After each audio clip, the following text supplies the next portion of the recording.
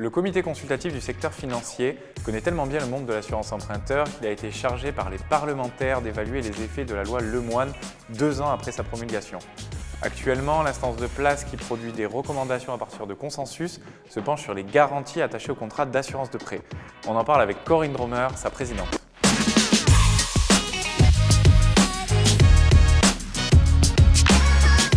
Corinne Dromer, bonjour.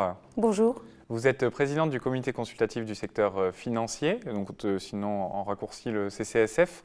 Vous avez déjà beaucoup travaillé sur l'assurance emprunteur. Il y a notamment eu un bilan en 2020 qui donnait un bon aperçu du découpage du marché. Et en 2021, le CCSF a récidivé en émettant des recommandations. Je précise qu'il n'avait à l'époque pas trouvé d'accord sur la résiliation à tout moment, appelée aussi résiliation infra-annuelle, mais il constatait néanmoins que la majorité des motifs de réclamation portent sur l'indemnisation des garanties.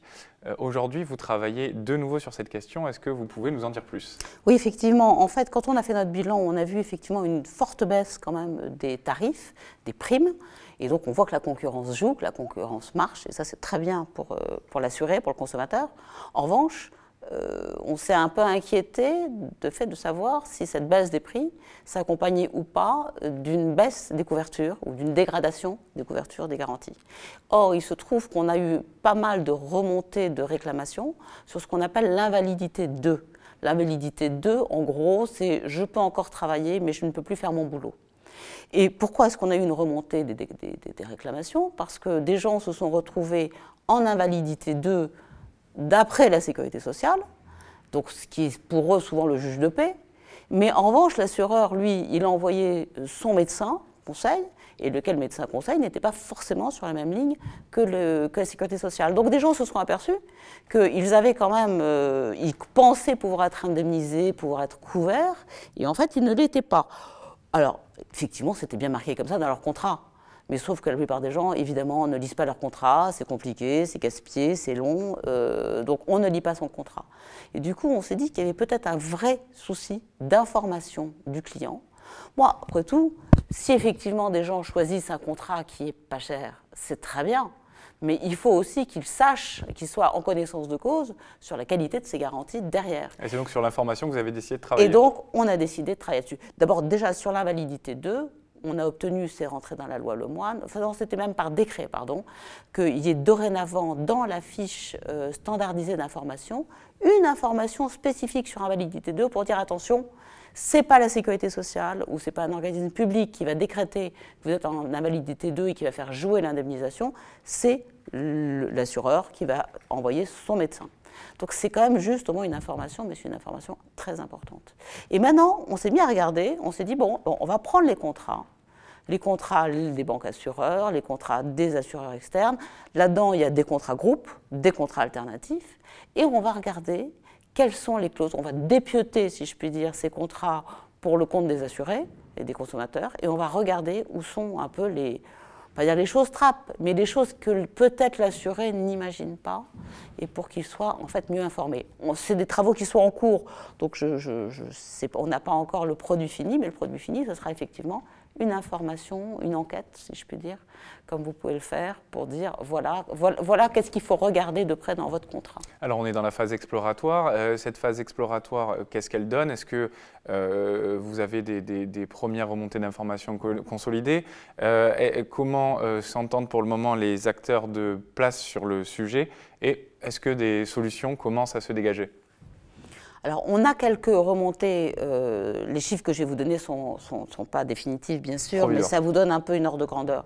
Dans les contrats qu'on a examinés, vous avez grosso modo 30% des contrats, 20 à 30% des contrats, qui ne vous couvrent pas si vous avez un accident en état d'ébriété. Alors, vous allez me dire, c'est normal, on n'a pas le droit de conduire en état d'ébriété. C'est illégal. Mais je ne suis pas certaine que quand vous sortez d'un dîner arrosé, vous ayez la moindre pensée que si vous avez un accident, un décès, déjà, vous n'êtes pas sûr d'être couvert par votre contrat. Deuxième exemple, toujours en cas de décès, la prise des psychotropes. Eh bien, vous avez à peu près 20% des contrats qui ne couvrent pas la prise de psychotropes du tout. et vous en avez 20 autres % à peu près qui l'excluent quand il n'y a pas de prescription médicale. Mais là, on parle aussi des psychotropes légaux. Et je parle des psychotropes légaux, bien sûr, parce que de toute façon, il y a des drogues qui sont interdites. Donc on est là en train de parler des psychotropes légaux. Et la liste des psychotropes, moi, à titre personnel, je ne suis pas médecin, mais je sais qu'elle est longue. Il n'y a qu'à regarder sur Internet, parce que j'ai été le faire. Je veux dire, la liste des médicaments qui rentrent dans les psychotropes est quand même assez longue. En sachant que la France est très bien placée dans les pays qui consomment le plus d'antidépresseurs, on peut penser que naturellement, il y a un choix assez vaste. Oui, donc si vous voulez, vous avez quand même 40% des contrats qui ne couvrent pas la prise de psychotropes ou qui la couvrent uniquement s'il y a une prescription médicale. Donc ça aussi, c'est pareil. C'est pas quand le sinistre arrive qu'il faut se demander à ce moment-là qu'est-ce qu'on aurait dû faire, qu'est-ce qu'on aurait dû lire, qu'est-ce qu'on aurait dû regarder. Je vous donne un deuxième exemple qui m'a beaucoup surprise, c'est la définition de l'accident. Très souvent, la définition de l'accident dans de nombreux contrats est extrêmement restrictive. C'est-à-dire que votre accident, évidemment, c'est par définition involontaire de votre part, bon, ça c'est sûr, et il faut que ce soit une cause extérieure, mais cette cause extérieure, il faut qu'elle soit imprévisible et soudaine. Certains vous disent même brutale. Et ça implique quoi, ce cumul, du coup, pour l'assuré? Ça veut dire, c'est très simple, je vous donne un exemple concret.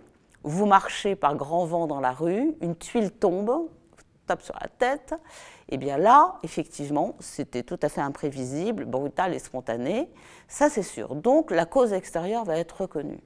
Mais si vous marchez un peu vite et vous ratez un trottoir, le trottoir a toujours été là, votre assureur va vous dire non, ce n'est pas une cause extérieure parce que ce n'est pas imprévisible, le trottoir il a toujours été là.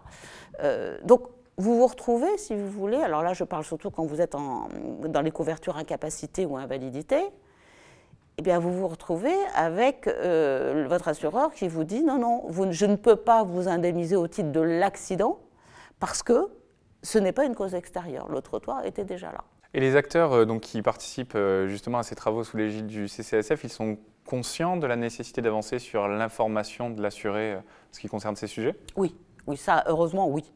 Je ne suis pas sûre qu'ils aient le moindre envie, ou en tout cas, on verra comment se joue la concurrence. Peut-être qu'ils vont effectivement améliorer les couvertures demain ou après-demain, parce que la concurrence va les y pousser. Mais aujourd'hui, le rôle du CCSF, c'est d'informer les assurés, de lire, j'allais dire, le contrat à leur place, pour arriver à leur dire où sont les risques.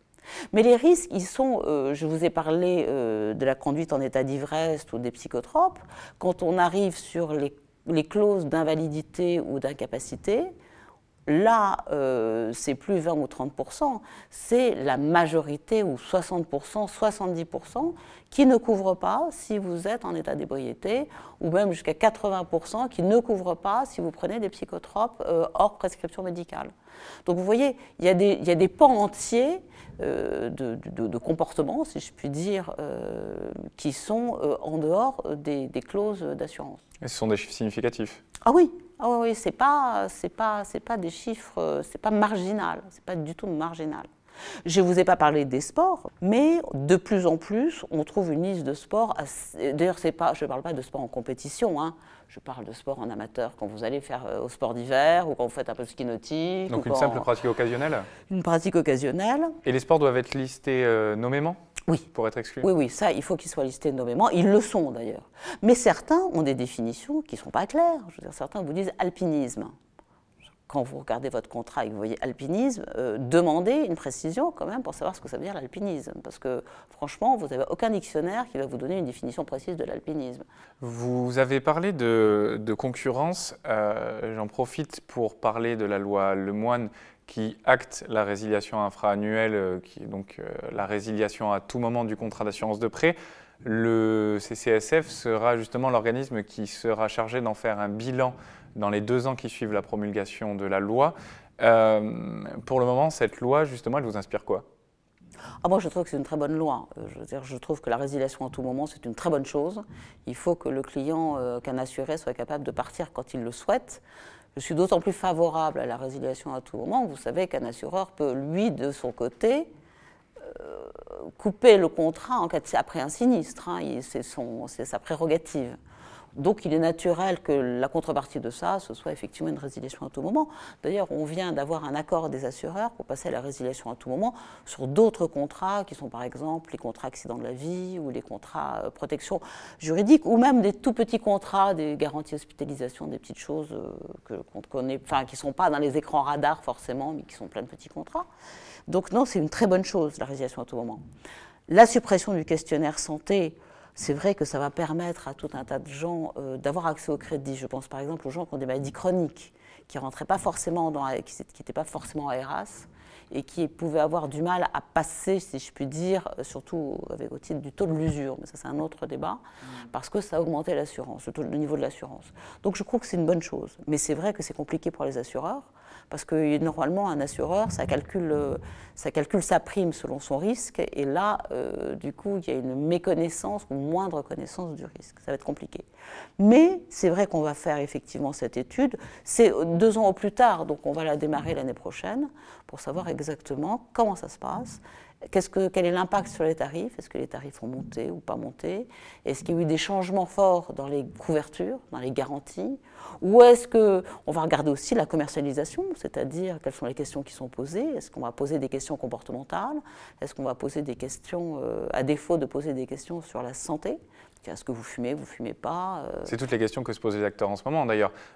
Comment on tarife le risque, puisque maintenant, pour certains contrats, nous n'aurons plus les données médicales, donc qu'est-ce qui relève des habitudes de vie? Est-ce que le tabac, l'alcool relèvent des habitudes de vie? Et secondo, est-ce que la concurrence accrue par la résiliation infra-annuelle risque de provoquer une baisse des garanties ou non? Oui, ben c'est exactement ça qu'on va regarder. Comment les acteurs se sont adaptés, si je peux dire, à la fois du point de vue de la commercialisation, à la fois du point de vue de la qualité, entre guillemets, des contrats, et puis évidemment des tarifs. Non, ce sera très intéressant de voir effectivement ce qui va se passer, mais moi, à titre personnel, je trouvais que la loi Lemoine était une bonne chose pour les consommateurs. Une avancée pour le consommateur, donc. Exactement. Dernière question, Corinne Dromer. Les maladies non objectivables, donc, qui sont la dépression, le burn-out et accessoirement certaines maladies du dos, c'est quelque chose qui est en évolution ces dernières années, puisque ça devient un débat de société. Le burn-out, c'est quelque chose qui est vraiment émergent sur les dernières années. La dépression, ça devient quelque chose dont il n'est plus honteux de parler. Les assureurs, du coup, le comportement des assureurs vis-à-vis de ce qu'on appelle donc les maladies non objectivables évolue. Est-ce qu'à votre sens, on a aujourd'hui suffisamment avancé sur ces maladies? C'est très intéressant de voir les évolutions des contrats, parce que maintenant, vous avez le burn-out ou par exemple la fatigue chronique qui apparaissent pour certains, dans certains contrats, comme étant inclus ou étant optionnels, en option. Donc vous pouvez racheter effectivement des options et vous protéger contre ça. Donc c'est intéressant de voir qu'effectivement le burn-out maintenant commence à rentrer dans les contrats. Pas dans beaucoup de contrats, mais c'est grosso modo 40% ou 40% du marché qui y fait référence. Alors, sur le mal de dos, je voulais quand même signaler, on a fait une réunion qui était une réunion assez intéressante, parce qu'on s'aperçoit qu'encore dans certains contrats, il y a ce qu'on appelle des clauses d'exclusion floues. Je pense au mal de dos, c'est-à-dire troubles psychiques. Alors, vous avez une liste de maladies du dos et autres mal de dos, et puis une liste de maladies psychiques et autres troubles psychiques. Alors je voudrais dire simplement, rappeler que les exclusions, ça c'est la loi qui le dit, doivent toujours être claires et limitées. Quand vous avez dans votre contrat une phrase qui est autre mal de dos ou autre trouble psychique, c'est pas clair et c'est pas limité. Donc normalement, c'est, je veux dire, une clause illégale. Ce sont des clauses qui sont systématiquement condamnées par les tribunaux. C'est balayé de par les tribunaux. Totalement, depuis des années. Parce que normalement, ces clauses-là devraient disparaître. C'est ce qu'on appelle les clauses d'exclusion floues. Et elles devraient. Mais si tout n'est pas réglé, du coup, les professionnels sont quand même plus sensibles qu'avant à ces questions, que ce soit sur le côté clause d'exclusion floue, mais aussi sur la prise en compte des MNO de manière générale. Exactement. Mais ça, c'est clair. Et d'ailleurs, quand on a travaillé sur les clauses d'exclusion floue, je veux dire, les assureurs ne vivent pas dans un monde à part. Ils vivent avec les clients, les consommateurs, les assurés, les représentants des consommateurs au CCSF. Et donc, ils savent très bien que ce sont des clauses sur lesquelles on essaye quand même il faut faire un ménage. Oui. Corinne Romer, merci d'avoir partagé avec nous l'état de l'avancée des réflexions du CCSF justement sur l'assurance emprunteur et sur les garanties qui entourent les contrats. Corinne Romer, merci. Merci à vous.